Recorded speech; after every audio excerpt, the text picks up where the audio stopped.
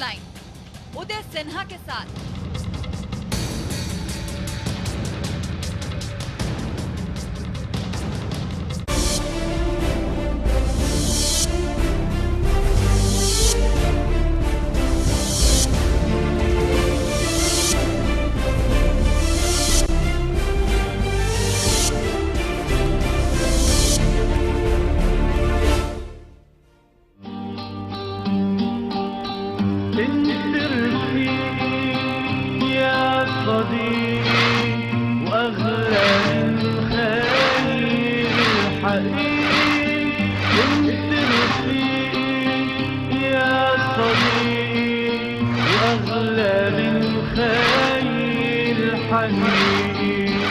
بدي منك ما تحاربني لكل دقيقة تعذبني.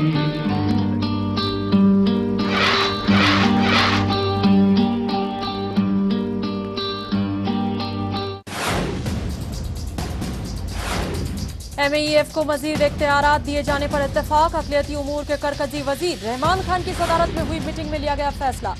दहशतगर्दी के नाम पर मुल्क में बेकसूर मुस्लिम नौजवानों की गिरफ्तारी काबिले तशवीश। यूपी के वजीर आला अखिलेश यादव ने मुस्लिम मसाइल के हल की कराई यकीन दहानी। और फिलिस्तीन की हिम्मत और हौसले ने तोड़ा इजराइल का गुरूर। गजा पर हमले के 5 दिन बाद सुलह के लिए तैयार इजराइल। आदाब, मैं हूं वंदना चंदेल। पेश खिदमत है मंजरनामा और अब खबरें तफसील से। दिल्ली के बटला हाउस चौक पर मुस्लिम नौजवानों की गिरफ्तारियों के खिलाफ लोक जनशक्ति पार्टी के कौमी जनरल सेक्रेटरी अमानतुल्लाह खान ने गैर मुअय्यना मुद्दत के लिए भूख हड़ताल शुरू कर दी है। अमानतुल्लाह ने कहा कि मुल्क भर में मुस्लिम नौजवानों की गिरफ्तारी और उन्हें परेशान करने के मामले से मुसलमानों में जबरदस्त नाराजगी है। इस भूख हड़ताल में LJP के सदर रामविलास पासवान ने भी हिस्सा लिया। इस मौके पर जनाब पासवान ने कहा कि बटला हाउस एनकाउंटर से कई शुकूक पैदा हो रहे हैं, इसीलिए इस एनकाउंटर की सच्चाई लोगों के सामने आनी चाहिए।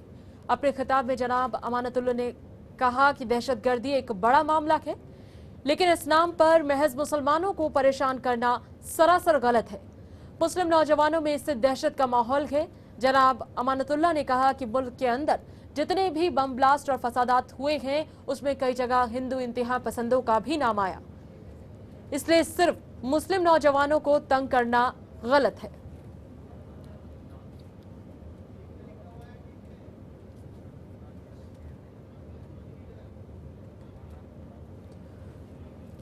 और इस वक्त LJP नेता अमानतुल्लाह खान साहब हमारे साथ हैं। अमानतुल्लाह जी, बहुत बहुत खैर मकदम है आपका चैनल पर न्यूज पर। क्या कहेंगे आप मुस्लिम नौजवानों के साथ जिस तरीके का व्यवहार हो रहा है, खासकर उस सूरत में जब वो बेकसूर होते हैं, कई बार उन्हें तब भी शक और शुबा के केस में ही उन्हें गिरफ्तार कर लिया जाता है, हिरासत में रखा जाता है, कई बार टॉर्चर किया जाता है उनके परिवारों को भी।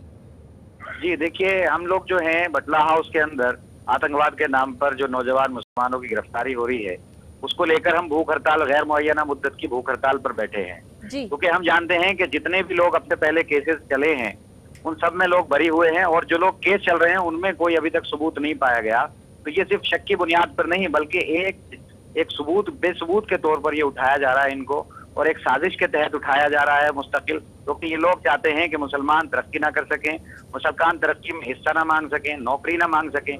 और आज पूरे मुल्क के अंदर जो मुसलमान इस मुद्दे के लेकर के परेशान है, क्योंकि हर एक पढ़ा लिखा तालीम याफ्ता बच्चा आज इस बात को लेकर परेशान है कि घर में अगर मैं सोऊंगा तो कहीं ये ना हो कि पुलिस वाले आए और मुझे किसी न किसी दहशतगर्दी के इल्जाम में जेल में डाल दें। तो ये इस बात को लेकर हम भूख हड़ताल में हम लोग चाहते हैं, हम आतंकवाद के सपोर्ट में नहीं है, हम आतंकवाद के खिलाफ हैं, लेकिन हम इस बात को लेकर बैठे हैं कि जो भी आतंकवाद के जिम्मेदार हैं आप उनको भी पकड़िए। तो ये बेकसूरों को आप पकड़ रहे हैं तो ये तो मुल्क के लिए ज्यादा खतरा है। तो हम चाहते हैं कि आप फास्ट ट्रैक कोर्ट कायम करें, जिसमें डे बाय डे सुनवाई हो और जो लोग हैं इनको जल्द इंसाफ मिल सके। अगर ये कसूरवार हैं तो लेकिन अमानतुल्लाह साहब, क्या आपको इस बात का यकीन है कि जिस तरीके से आप लोग भूख हड़ताल कर रहे हैं, मुजाहिरा कर रहे हैं, इससे कुछ बात बनेगी? क्योंकि कहीं ना कहीं इसके लिए लाखे अमल की जरूरत तो है ही, महज भूख हड़ताल से बात बनेगी, इस बात का आपको यकीन है? नहीं, देखिए, हम लोगों ने 1 हफ्ते का हुकूमत को टाइम दिया है कि अगर 1 हफ्ते के अंदर हमें जो है ये हुकूमत हमें अश्योर करती है कि हमारे मुतालबात मान लिए जाएंगे तो ठीक है, नहीं तो 1 हफ्ते के बाद हम प्रधानमंत्री के घर के सामने भूख हड़ताल करेंगे। और ये हमें अगर जेल में डालेंगे तो जेल में भूख हड़ताल करेंगे, बाहर डालेंगे तो बाहर भूख हड़ताल करेंगे। क्योंकि ये मसला जो है 20 करोड़ मुसलमानों का मसला है। हम नहीं कहते कि आतंकवाद के हम सपोर्ट में हैं, लेकिन आप शक की बुनियाद पर किसी की जिंदगी से कैसे खेल सकते हैं? आप 1 साल के अंदर केस को मुकम्मल करिए, अगर कसूरवार है तो उसको सजा दो, लेकिन उस कसूरवार अफसर को भी तो सजा दो जो बेकसूरों को फंसाता है। आप उसको क्यों नहीं बताते? और हम लोग चाहते हैं कि जो इंडियन मुजाहिदीन के नाम पर जो लोगों को उठाया जा रहा है उसके ऊपर पार्लियामेंट के अंदर व्हाइट पेपर लाए। कहाँ से इंडियन मुजाहिदीन पैदा हो गया, कहाँ से आया, कहाँ इसका ऑफिस है, ये सब इनको मालूम होगा तो व्हाइट पेपर क्यों नहीं लाते? तो सिर्फ शक की बुनियाद पर। और एक चीज और है, देखिए DK बासु गाइडलाइन है सुप्रीम कोर्ट की, उसको कोई भी थाना, कोई भी पुलिस वाला उसको इम्प्लीमेंट नहीं करता। उसके अंदर कहा गया है कि वर्दी के अंदर पुलिस वाला होगा, उसका टैग उसके ऊपर लगा होगा, डेजिग्नेशन होगा, जिस थाने के अंदर जाएगा, जिस एरिया के अंदर जाएगा, वहां के लोकल थाने को इन्वॉल्व करेगा। वो ऐसा कुछ नहीं करते ये लोग। वहां पर थाने के अंदर एंट्री करे रजिस्टर के अंदर 21 FIR के तहत हम उसको उठाने के लिए आए हैं, लेकिन ऐसा ये लोग नहीं करते। अगर हम लोग इम्प्लीमेंट की बात करते हैं तो ये कहते हैं कि कानून को अपने हाथ में ले रहे हैं और ये मुजरिमों को और दहशतगर्दों को सपोर्ट कर रहे हैं, उल्टा हमको कहा जाता है। बिल्कुल अमातुल्लाह साहब, इस तरीके की बातें कही जाती हैं और आपने कहा भी कि एक जो कोशिश है वो आप कर रहे हैं, उम्मीद भी कर रहे हैं कि कोशिश कामयाब हो। एक डेडलाइन भी आपने सरकार को दी है, लेकिन आपको लगता है कि जिन लोगों के फेवर में आप ये सब कुछ कर रहे हैं वो वाकई में निर्दोष है? क्योंकि अपने आप को साबित करने के लिए, तमाम लोगों को सही साबित करने के लिए आपको भी कुछ तर्क रखने होंगे। नहीं, देखिए हम लोग ये नहीं कहते कि वो निर्दोष हैं, लेकिन अगर 20 साल बाद, 30 साल बाद, 40 साल बाद अगर वो बेकसूर साबित हुआ, मैं कहता हूं उसमें से 10 लोग हैं, 10 में से 4 कसूरवार पाए गए और 6 बेकसूर पाए गए, तो उन 6 की जो जिंदगी बर्बाद हुई उसका जिम्मेदार कौन होगा? हम चाहते हैं फास्ट ट्रैक कायम करो, डे बाई डे सुनवाई करो, 1 साल के अंदर मुकम्मल करो, और जैसे दूसरे केसेस में आप जमानत देते हैं इसमें भी आप जमानत दो। आप UAPA एक्ट के अंदर जमानत का संविधान क्यों नहीं है, संविधान क्यों नहीं है? UAPA एक्ट के अंदर क्यों नहीं देते ये लोग जमानत? तो हम तो चाहते हैं कि UAPA एक्ट जो है इसका गलत इस्तेमाल हो रहा है, इसको खत्म किया जाए। बिल्कुल, तो काफी कुछ आप कह रहे हैं और जिस तरीके से आपकी पार्टी और आपने कहा, हम उम्मीद करते हैं कि जल्द ही वो तमाम नौजवान जो इस मामले में शक और सुबह के आधार पर ही हिरासत में लिए गए, जिनके बारे में शायद पुलिस के पास कोई सबूत न जाने है भी या नहीं है, जैसा आपने भी कहा कि कई चीजें हैं, ऐसा लगता है सरकार और पुलिस जो है उनका गलत इस्तेमाल करती है। क्या आपकी पार्टी इन तमाम मुद्दों को संसद में उठाएगी? आपने कहा PM आवास के आगे आप जरूर मुजाहिरा करेंगे, लेकिन क्या संसद में भी इन चीजों को आप उठाएंगे? नहीं, अभी हमने कल भी, पासवान जी ने कल भी कोशिश की है वहां पर, लेकिन संसद चल ही नहीं रहा है। और हम लोग तो क्योंकि इतनी बड़ी ताकत में तो हम है नहीं, हमारा एक MP है और दूसरे लोगों से हमने बात की है, PM से बात की है, मिलने के लिए टाइम मांगा था कल, आज की डेट में, लेकिन अभी तक टाइम नहीं मिला है। और संसद में जैसे ही संसद खुलेगा सबसे पहले मुद्दा ये होगा, और ये लोग हम बिल्कुल संसद में इसको उठाएंगे, और हम लोग उस वक्त तक, जब तक इंसाफ ना मिले उस वक्त तक हम खामोश नहीं बैठेंगे। ये तो कतई तौर पे इनको ये जो गिरफ्तारियां शक की बुनियाद पर एक खास एक तबके को निशाना बनाकर जो की जा रही हैं, ये तो रोकना पड़ेगा इनको। अगर ये रोकेंगे नहीं तो मुस्तकिल हम सड़कों पर बैठेंगे, एहतजाज करेंगे, जो हमसे पड़ेगा हम करेंगे। बिल्कुल अमातुल्लाह साहब, जो अपोजिशन पार्टियां हैं जो आपके अपोजिट हमेशा कुछ ना कुछ कहती आई हैं, अब वो लोग अक्सर ये इल्जाम लगाते हैं कि आपकी पार्टी सियासी रोटियां सेकने का काम करती है, जब कोई मुद्दा नहीं होता तो कहीं भी कुछ भी उठाकर शुरू हो जाते हैं। इस तरीके के इल्जामों के बारे में क्या कहेंगे आप? नहीं, ऐसा कुछ नहीं है। देखिए, ये सियासी मुद्दा नहीं है। हम लोग भूख हड़ताल पर बैठे हैं, खालिस रोटी सेकने के लिए नहीं बैठे। हम लोग भूखे प्यासे, वो लोग जिनके बच्चे जेलों में बंद हैं वो भी मेरे साथ मौजूद हैं, अब्दुल रहमान साहब मौजूद हैं, निसार साहब मौजूद हैं, शकील के वालिद मौजूद हैं।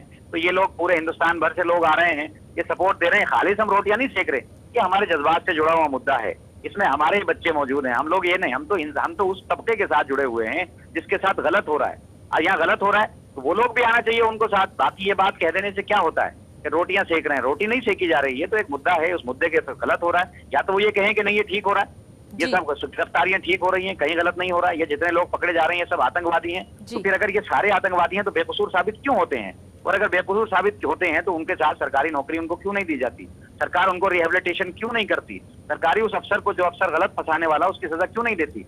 ये कहें ये लोग जो हमारी अपोजिशन पार्टियां हैं कि नहीं ये सब ठीक हो रहा है, बिल्कुल, बहुत वाजिब मुद्दे आपने उठाए हैं इस पूरे मामले से जुड़े हुए अमातुल्लाह साहब, और हम उम्मीद करते हैं कि जो मुहिम आप लोग चला रहे हैं वो वाकई में कारगर हो। जल्द ही सरकार इस ओर ध्यान दे और कम से कम कहीं ना कहीं फास्ट ट्रैक कोर्ट जो है वो जल्द से जल्द ऐसे मामलों के लिए तैयार किए जाएं, ताकि जल्द जो मामला है वो सुलझे, कुछ ना कुछ उसका रिजल्ट जो है आए, लोगों को ज्यादा लंबी जो सजा है ना भुगतनी पड़े। बहुत बहुत शुक्रिया आपका हमसे बातचीत के लिए। उर्दू अकेडमी के कयाम की सिमत में एक रिपोर्ट CM विजय बहुगुणा को सौंप दी गई है। इस रिपोर्ट में रियासत में जल्द से जल्द उर्दू अकेडमी के कयाम की सिफारिश की गई और कहा गया कि अकेडमी को सकाफत महकमा के तहत रखा जाए। रिपोर्ट जो है तैयार हो गई है और हम कुछ ही क्षणों में मुख्यमंत्री को पेश कर देंगे। रिपोर्ट जो है वो सर्वसम्मति से तैयार हुई है और उसके अंदर चूँकि उत्तराखंड जो है उसका उर्दू भाषा से बहुत पुराना संबंध है और आज भी उर्दू के शायर, उर्दू के लिखने वाले, उर्दू से जुड़े हुए लोग मौजूद हैं और हमारा ये भी मानना है कि भाषाओं का कोई धर्म नहीं होता है और बल्कि हर धर्म को भाषाओं की ज़रूरत होती है। और इस खबर पर ज्यादा बातचीत के लिए इस वक्त प्रोफेसर अख्तरुल वासी हमारे साथ जुड़ रहे हैं। अख्तरुल वासी साहब, क्या कहेंगे आप? आखिरकार विजय बहुगुणा जो हैं सीएम है उत्तराखंड के, उनको भी इस बारे में एक रिपोर्ट सौंपी गई कि जल्द से जल्द उर्दू की जो अकेडमी है उनका कयाम किया जाए। लगता है आपको इस रिपोर्ट को सौंपने के बाद कुछ फायदा होगा, क्योंकि इससे पहले भी तमाम इस तरीके की रिपोर्ट जो है वो सबमिट करती जाती रही है, लेकिन उसके बावजूद कहीं कोई नतीजा नहीं निकला बहुत बेहतर तरीके से। नहीं, देखिए, ऐसा मुझे तो कोई फायदा नहीं होना जाती तौर पे, व्यक्तिगत रूप में जो फायदा, जो पूरी कोशिश है वो ये है कि उर्दू एकेडमी कायम हो जाए। और मुझे मोहतरम वजीर आला उत्तराखंड जनाब विजय बहुगुणा साहब की नीयत और नीति दोनों में कोई शुबा नहीं है, क्योंकि उन्होंने जिस तरह मुझे ये जिम्मेदारी सौंपी और जिम्मेदारी सौंपने के बाद उन्होंने कहा कि 2 महीने के अंदर हम चाहते हैं कि ये रिपोर्ट आ जाए, तो जो उन्होंने, वरना वो ये भी कह सकते थे कि ठीक है आराम से रिपोर्ट कीजिए, लेकिन उन्होंने हमसे 2 महीने का टाइम दिया। और हमें खुशी है कि हमें 30 नवंबर तक का जो टाइम था उससे 4 दिन पहले ही हमने उन्हें रिपोर्ट दे दी। और उनकी नीयत और नीति दोनों जो हैं उसमें कितनी पुख्तगी है इसका अंदाजा ऐसा हो सकता है कि कल उन्होंने फौरन ही ऐलान कर दिया उसी वक्त कि 2 चीजें मैं उनकी अभी मंजूरी देता हूँ। देहरादून में उर्दू एकेडमी का हेडक्वार्टर रहेगा, सदर मुकाम, और दूसरे ये कि जो उसका वो वजारत अक़लियती बहबूद के तहत नहीं रहेगी, अल्पसंख्यक विभाग के तहत नहीं रहेगी, बल्कि संस्कृति कल्चर के तहत रहेगी। तो 2 बातों का उन्होंने फौरन ऐलान।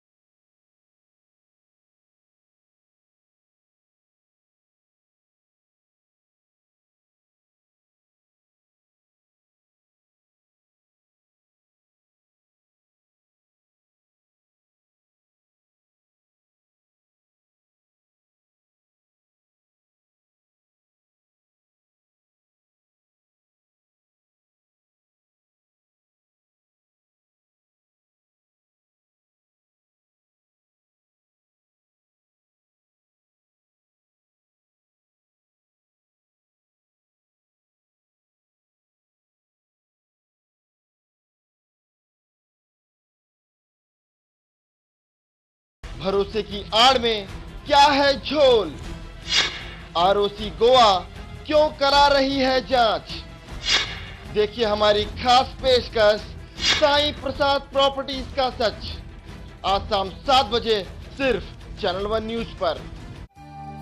है कौले मोहम्मद कौले खुदा, फरमान न बदला जाएगा। बदलेगा जमाना लाख मगर कुरान न बदला जाएगा। जिहालत, जुल्म और ज्यादती, नाइंसाफी, रंग और नस्ल, फिरका परस्ती के खिलाफ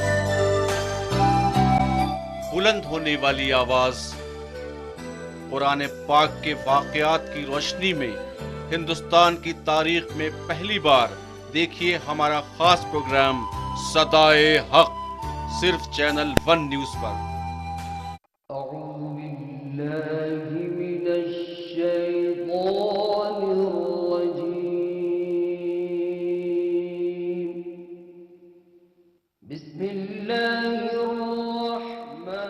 देखिए रोजाना सुबह 6 बजे अलिफ टाइम, सिर्फ चैनल 1 न्यूज पर।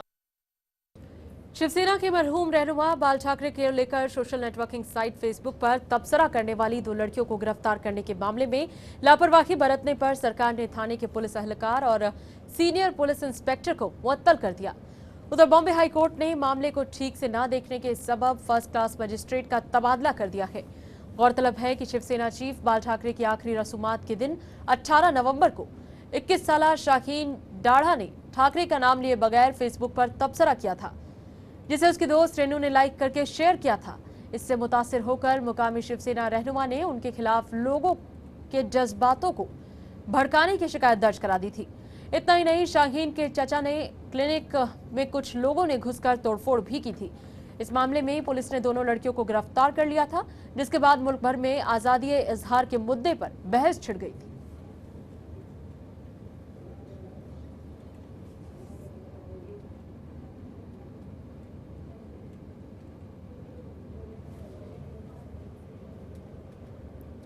विश्व हिंदू परिषद के बैनुल अक़वामी सदर डॉक्टर प्रवीण भाई तोगड़िया ने एक प्रोग्राम में शिरकत करते हुए गैर मुल्की हमलावरों पर जमकर जुबानी हमला बोला। नालंदा और तक्षशिला यूनिवर्सिटी पर हमला कर वहां की हजारों किताबों को जलाने वालों को नाजिबा अल्फाज भी कहे। उन्होंने कहा कि 3000 साल पहले ना इस्लाम था और ना ही ईसाई थे। हिंदुओं का बहुत बड़ा इक़्तिदार था। भारत में नालंदा और तक्षशिला जैसी यूनिवर्सिटी थी जहां दुनिया भर के लोग तालीम हासिल करने आते थे। मुल्क पर पहला बैरूनी हमला मोहम्मद बिन कासिम ने किया, जिसने देश की सकाफत और तहजीब को बर्बाद करने के लिए यहाँ की हजारों किताबों को जला डाला था। उन्होंने कहा कि मैंने कुरान का मुताला किया है, जिसमें कहीं किसी दूसरे मजहब में यकीन रखने वालों के साथ बुरा सलूक करने की बात नहीं है, फिर भी उसे मानने वालों का बुरा बर्ताव सोचने पर मजबूर करता है।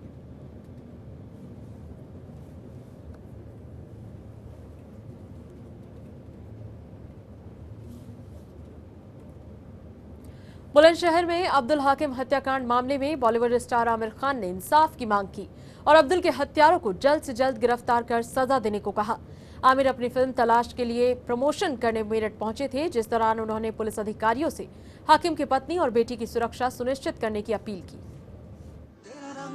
ऐसा चढ़ गया कोई और रंग ना चढ़ सके, तेरा नाम सीने पे लिखा हर कोई आके पढ़ सके, तेरे पास आके जाना मैंने जिंदगी का मकसद, सत्य में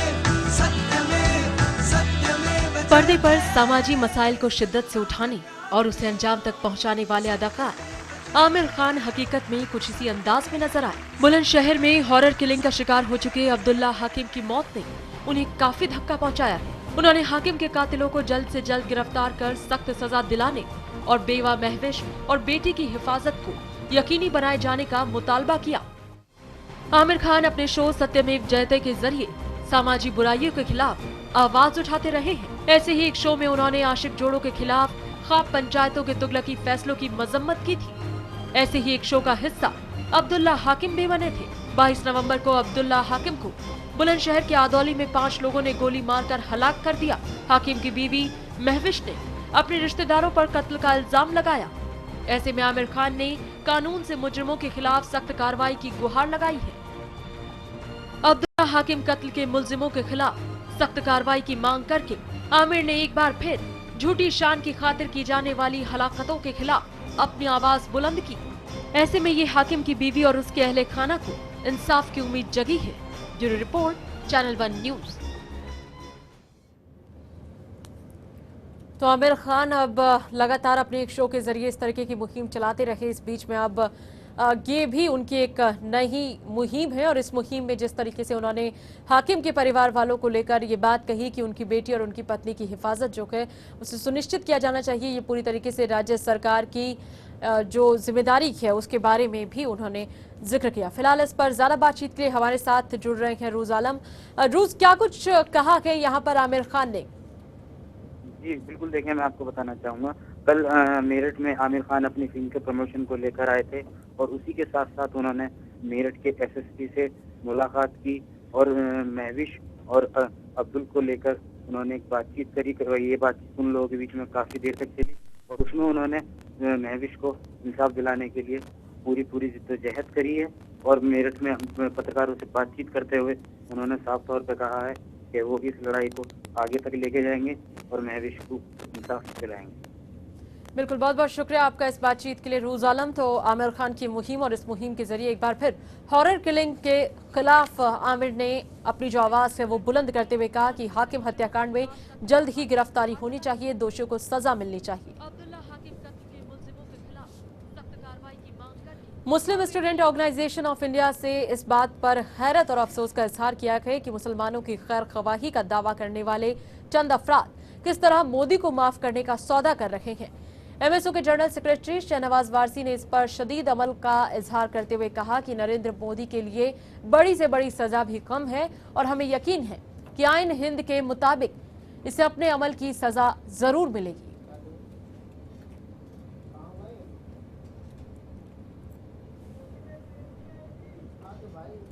मरकजी वजीर फारूक अब्दुल्ला ने कहा कि हिंदुस्तान एक तरफ जहां चीन के साथ दोस्ती कर रहा है, वहीं खतरे के खदशे की वजह से लद्दाख इलाके में मजीद फौजियों की तैनाती कर रहा है। वहां एक मुकम्मल डिवीजन है और वहां और डिवीजन तैनात कर रहे हैं क्योंकि हमें चीन से खतरा है। उन्होंने कहा कि एक तरफ हम चीन से दोस्ती कर रहे हैं लेकिन हम उससे सबक भी हासिल कर चुके हैं, इसलिए इससे खबरदार रहना जरूरी भी है।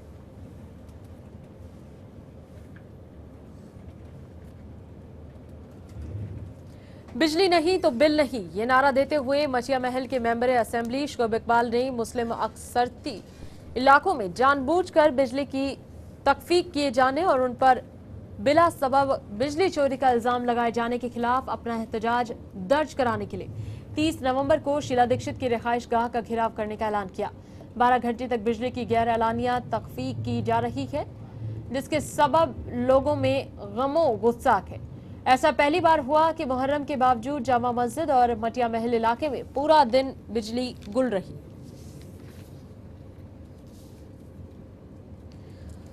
और इस पर ज्यादा बातचीत के लिए हमारे साथ मेंबर असेंबली शोएब इकबाल साहब जुड़ रहे हैं। खैर मकदम है आपका शोएब इकबाल जी, चैनल 1 न्यूज पर। क्या कहेंगे आप बिजली के बिल की समस्या को लेकर और बिजली सप्लाई को लेकर काफी दिक्कत है, लेकिन उसके बावजूद ऐसा लगता नहीं है कि सरकार किसी भी तरीके का कोई अभ्यास कर रही है, कोई कोशिश है हालात को बेहतर करने की? हाँ, देखिए ऐसा है, इसमें जो दिल्ली की जो सरकार है जो निसंपर्क हो चुकी है जी, और इसमें जो है मैं समझता हूँ बारिश, इसमें हम ये समझते हैं कि जो बिजली दिल्ली सरकार है और ये बिजली कंपनियों से पूरी मिली भी है और सांठगांठ है और करोड़ों अरबों रुपया ये लोग कमा रहे हैं और बाद में कहते हैं कि साहब इनके पास पैसा नहीं। प्राइवेट कंपनियों को देने का मकसद ये पब्लिक को तो लूट रहे हैं और आपस के अंदर जो है ये जो उनकी जो आपस में जो इनकी बातचीत हुई है उसके अंदर ये जबरदस्त एक पैसा जो है जो पब्लिक का पैसा जो गाड़ी कमाई है वो पैसा जा रहा है आपका जो है रिलायंस कंपनी के पास और शीला दीक्षित के पास। और इसको लेके हमने एहतजाज हम लोग करने जा रहे हैं और आने वाले जो फ्राइडे को हम लोग इसके खिलाफ जबरदस्त शीला दीक्षित के घर का घेराव करेंगे। रिलायंस के जो ऑफिस है, जो इनका BSS का दफ्तर है मिंटो रोड पे, उसका हम लोग घेराव करेंगे। लेकिन क्या आपको लगता है कि इस तरीके की चीजों से इस समस्या का हल होगा? क्योंकि विरोध कई बार हुआ, उनके खिलाफ मुजाहिरा कई बार किया गया, लेकिन उसके बावजूद हालात जस के तस बरकरार हैं। ना बिजली कंपनियों की मनमानी रुकी है, ना लोगों का जो बिजली का खर्चा है वो कम हुआ है। नहीं, हम लोग कम से कम हम लोग ये काम कर सकते हैं, ये हमारे हाथ में है। ये शायद इन्होंने हल्का फुल्का लिया है और जो लोगों ने एजिटेशन वगैरह चलाए हैं समझे, वो शायद गलत तरीके से चलाए और हम लोगों का जो एक्शन और जो लाइन ऑफ एक्शन होगा वो देखने के काबिल होगा। और हम लोग जो है इस मामले को बहुत सीरियसली ले रहे हैं और आपको अनकरीब भी पता लग जाएगा कि जो ये कंपनियां हैं, बिजली की कंपनियां रिलायंस की हैं, एक तो इन्होंने इंक्रोचमेंट बहुत कर रखा है इस इलाके के अंदर, जो करा है वो सब तोड़वाएंगे हम। इनकी जो बिल्डिंग है इनके आसपास जो इन्होंने रोडों को कर रखा है और जितने गलत तरीके से इन्होंने करा है तो हम उसको पूरे तोड़वाने का काम करेंगे। जो रंजीत सिंह अपना जो फ्लावर के पास इनकी बिल्डिंग है, तो चारों तरफ से हम लोग उसको तोड़वाएंगे और इन लोगों का घेराव करने का काम पब्लिक करेगी। बिल्कुल, और हम उम्मीद करते हैं शोएब साहब कि कहीं कुछ हालात इससे बदले, कुछ बेहतर हो, कम से कम जो लोग हैं उनको इससे जरूर फायदे कुछ साबित हो उनके लिए ये मुहिम आपकी। बहुत बहुत शुक्रिया आपका चैनल 1 न्यूज से बातचीत करने के लिए, बहुत बहुत शुक्रिया।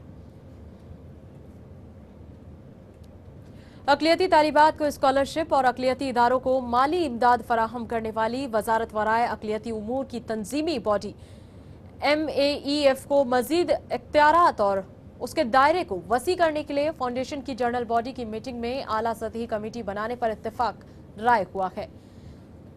मुजवजा कमेटी MEEF के तासीस के 14 बुनियादी मकासद को दायरे अमल में लाने और तरीक़ेकार पर अपनी रिपोर्ट तैयार करेगी। MAEF जनरल मीटिंग में फाउंडेशन के एम्पावरमेंट पर गहरा गौर व फिक्र किया गया।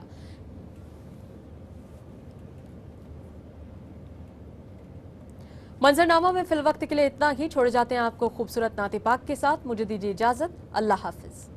जब ज़बां पर मोहम्मद का नाम आ गया, जब ज़बां पर मोहम्मद का नाम आ गया, आसमां से दुरूद व सलाम आ गया, आसमां से दुरूद व सलाम आ गया।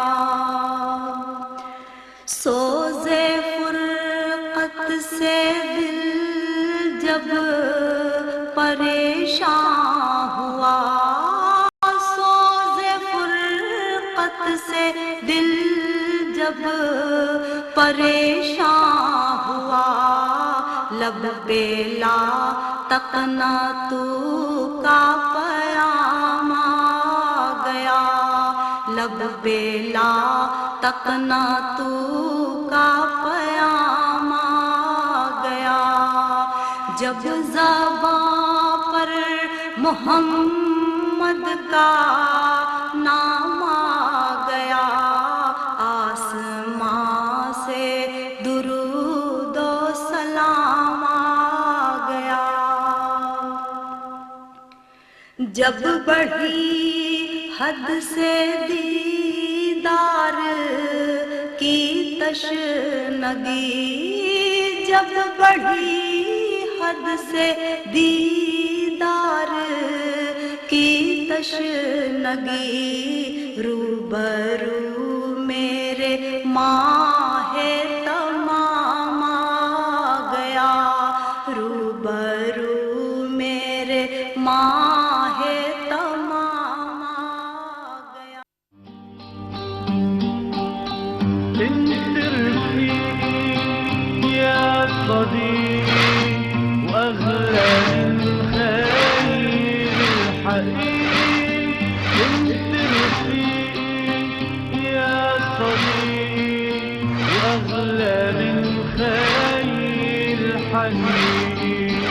بدي منك ما تحرمني، لبكل دقيقة تعذبني.